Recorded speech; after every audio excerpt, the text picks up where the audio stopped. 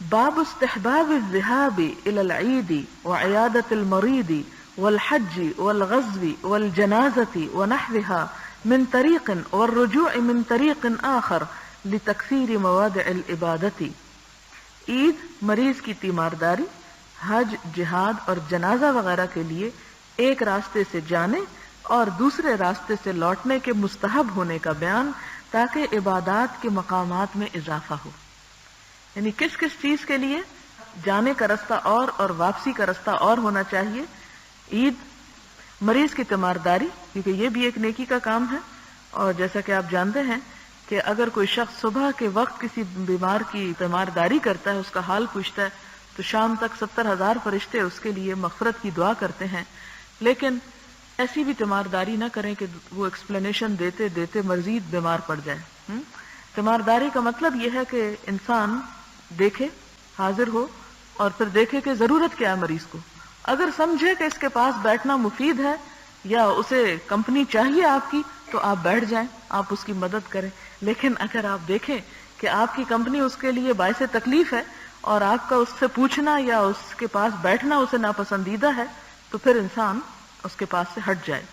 ہمارے ہاں عموماً کسی کی تعزیت اور کسی کی تیمارداری ٹپیکل انداز میں ہوتی ہے، اور وہ صرف اس سے حال پوچھ پوچھ کر اس کو نڈھال کر دیا جاتا ہے. اب کو خدا نخواستہ ڈیتھ ہوگی کسی کی، ہر شخص آتا ہے اور وہ فرض سمجھتا ہے کہ اپنے لیے اس قصے کو دوبارہ اس سے سارا کہلوائے. وہ پوچھتا ہے، ایک ایک تفصیل پوچھتا ہے، کھوج کرید کر کے پوچھتا ہے، اور پھر پوری کہانی پھر دہرائی جاتی اور پھر دہرائی جاتی اور دہرا کر پاگل ہو جاتے ہیں. تو ضروری نہیں کہ آپ کسی کے گھر تعزیت کے لیے جائیں یا آپ تیمارداری کے لیے جائیں تو اس سے کہانی ہی ضرور ساری سنیں. آپ خاموشی سے بھی بیٹھ سکتے ہیں، آپ اس کے لیے دعا کر سکتے ہیں. آپ دیکھ سکتے ہیں کہ اس کے آس پاس کیا ہو رہی، کوئی مشکل تو نہیں. کیا ہو سکتا ہے کہ اس کے کپڑے میلے پڑے ہوں تو وہ آپ اٹھا کے دھو ڈالیں. اگر آپ یہ سمجھ رہے ہیں کہ اس کی کمرے میں جھاڑو نہیں لگا ہوا تو وہ لگا دیں. اگر کوئی چیز ٹوٹ پھوٹ رہی ہے، کچھ گر رہا ہے، کچھ پڑ رہا ہے، کوئی اس کے پاس دوائی نہیں ہے، اس نے کچھ کھایا نہیں ہے، تو وہ لا کے کھلا دیں. یہ بہت سے کام تیمارداری کے ہو سکتے ہیں. صرف یہ نہیں ہو سکتا کہ آپ اسے اتنا بلوائیں کہ اسے تھکا ڈالیں.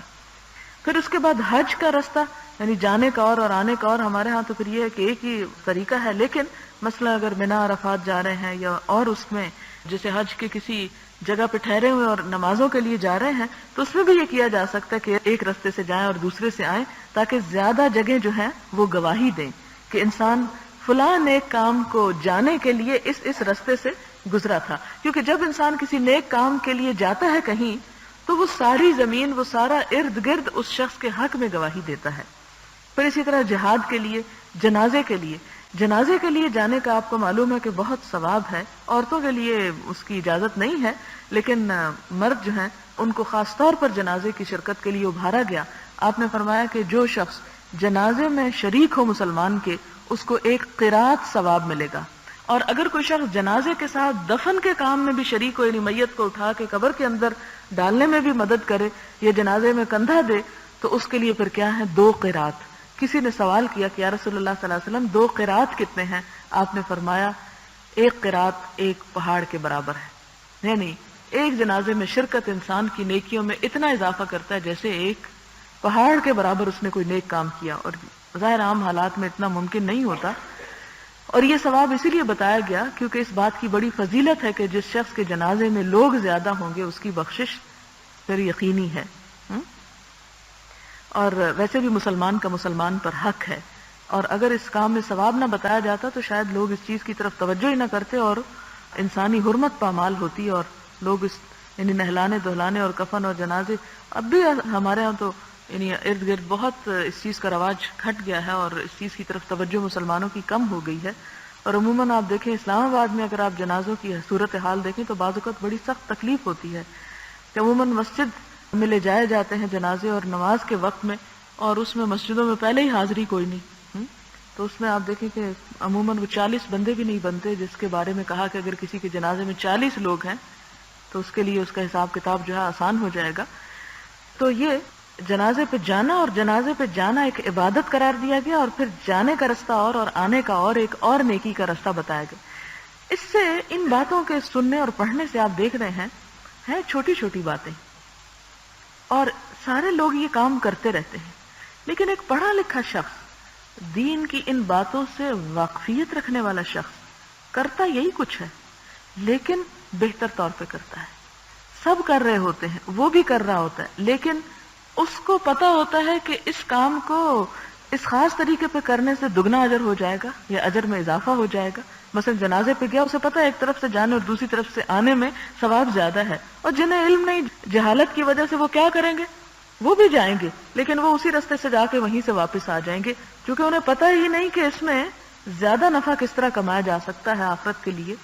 تو اسی لیے علم کی فضیلت بہت بیان کی گئی کہ 70 عبادت کرنے والے اگر بیٹھ کے نفل پڑھ رہے ہیں نا، تو جتنے ان نفلوں کا ثواب ہوگا اتنا اس ایک شخص کو علم کے حاصل کرنے کا، سیکھنے سکھانے کا ثواب ہوگا. اور اسی لیے اللہ تعالیٰ کو شہید کے خون سے زیادہ طالب علم کے قلم کی سیاہی پسندیدہ ہے، کیونکہ علم عمل کے رستے کھولتا ہے. جس کی نیت ہو نا عمل کرنے کی، اس کو بہت سے اس میں ورائٹی بتاتا ہے کہ یہ کر سکتے ہو، یہ کر سکتے ہو، اور یہ کرنا تو سب سے زیادہ ثواب کی بات ہے. بالکل ایسے ہی کہ جیسے بزنس وہ لوگ بھی کرتے ہیں جن کے پاس کوئی علم نہیں ہوتا. جیسے باپ نے کیا، باپ کے بعد بیٹا بیٹھ گیا اسی کرسی پہ، بیٹے کے بعد پوتا بیٹھ گیا. اور وہ بھی کرتے ہیں کہ جو بزنس اسٹڈیز میں ہائر ایجوکیشن لیتے ہیں اور پھر زیادہ سے زیادہ بہتر انداز میں اپنے تجارت کو چلا سکتے ہیں. کیوں؟ یہ بالکل وہاں فرق کس چیز کا ہے؟ ہمارے یہاں آپ دیکھیں عموماً جاہل طبقہ جس قسم کے بازاروں اور دکانوں میں بیٹھے ہو تو وہ 100 سال پرانی دکانیں اسی طرح میلی کچیلی گندی، یعنی بازاروں کے بازار بھرے پڑے، کیونکہ نہ خود پڑھا نہ باپ دادا نے پڑھا. وہ ایک ہی لگی بندی روٹین کے تحت جو زندگی کی صبح شام ہوتی ہے وہی کر دیتے. لیکن جن کے بچے پڑھ جاتے ہیں وہ پھر انہی جگہوں پہ نہیں بلکہ اس سے بہتر صورتیں نکالتے ہیں. اسی طرح دین ایک تو ہمیں ہمارے والدین سے ملتا ہے، یا تو ماں اتنی پڑھی لکھی ہو کہ بچوں کو کتابوں کے بغیر یہ چھوٹی چھوٹی باتیں چلتے پھرتے میں بتا دیں، اٹھتے بیٹھتے میں بتا دیں کہ یہ کام ایسے نہیں، ایسے کرنے کا زیادہ بڑا ثواب ہے. تو وہ بچے خوش قسمت ہیں کہ جن کو یہ تعلیم بغیر بہت بڑی مشقت کے مل جائے. لیکن اگر وہ نہ مل سکے تو پڑھنے اور نہ پڑھنے میں فرق یہی ہے کہ انسان رہتا اسی دنیا میں ہے، لیکن ایک عمل کی نیت رکھنے والا انسان جب پڑھ لیتا ہے تو انہی کاموں سے دگنا ثواب کما جاتا ہے. تو یہاں پر ہم اب دیکھتے ہیں کہ احادیث کیا ہیں. ان جابر رضی اللہ عنہ قال كان النبي صلی اللہ علیہ وسلم اذا كان يوم عید خالف الطریق رواہ البخاری. حضرت جابر رضی اللہ تعالی عنہ سے مروی ہے، فرمایا جب عید کا دن ہوتا تو حضور صلی اللہ علیہ وسلم مختلف رستوں سے آتے اور جاتے. یہ بخاری کی روایت ہے. خالف الطریق کا مطلب ہے ایک راستے سے آنا اور دوسرے سے جانا، یعنی خلاف کرنا راستے میں، یعنی جس سے آنا اس سے جانا نہ. وعن ابن عمر رضی اللہ عنہما ان رسول اللہ صلی اللہ علیہ وسلم كان يخرج من طریق الشجرة ويدخل من طریق المعرس وإذا دخل مكة دخل من الثنية العليا ويخرج من الثنية السفلى. متفق علیہ. حضرت ابن عمر رضی اللہ تعالی عنہما سے روایت ہے، فرمایا حضور صلی اللہ علیہ وسلم الشجرہ یعنی درخت کے راستے سے باہر تشریف لے جاتے اور معرس کے راستے سے واپس تشریف لاتے، اور جب مکہ میں داخل ہوتے تو اوپر والی گھاٹی سے داخل ہوتے اور مکہ سے باہر نیچے والی گھاٹی کے راستے سے نکلتے. یہ بخاری اور مسلم کی روایت ہے. یعنی مکہ میں ظاہر ہے کہ عمرے کے لیے آپ تشریف لے گئے تھے یا پھر حج کے لیے تشریف لے گئے، تو وہ ان کے دونوں راستے جو تھے وہ مختلف تھے. تو یہاں تو دو احادیث جنہوں نے بیان کی، ایک عید اور ایک حج کی، لیکن اس سے انہوں نے پھر استنباط کیا کہ دیگر نیکی کے کاموں میں بھی یہ طریقہ اختیار کر لینا اس نیت سے کہ زیادہ سے زیادہ زمین پر قدم لگے اور وہ ساری زمین گواہ ہو، تو یہ مستحب کاموں میں سے ہے.